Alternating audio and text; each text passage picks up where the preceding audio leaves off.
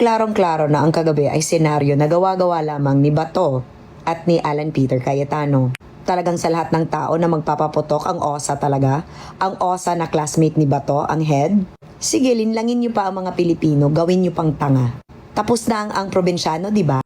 Pagkahanggaw aning bayhana, uy, sayo kay kagiango-ango jam ay bata pa ka pero giango-ango na ka.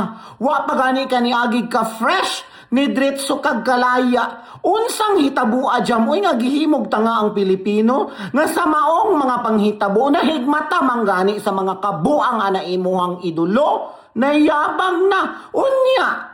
Mas doon ako no kay kaalam sa balaod ug sa mga rules kaysa kay Senate President Alan Peter Cayetano ug kay Bato. Nganong wa man ka nahimong politician jam? Wa man gani ka kadaog basin purok leader na lang unya magpakaron ingnon ka nga bright unsa man. Mas bright pa ka sa CCTV footage nga nakuha o giimbestigahan sa Senado? Pagkahanggaw ni mo gutok jam Ginoo ko. Maunay giingon no nga bata pa kay ka pero giango-ango na ka deserve nimo. Giango-ango ka tungod sa bayad. Unya pagkahuman magpaka-bright you ka basig bugo ka. Oy nabugo ka tungod kay gi-viral ka. Pisko taning bayhana, oy makasurok, lami kay sumbago ng ilong para mabuntagan siyag pangita siyang ilong no, aron iyang ipapilit og balik.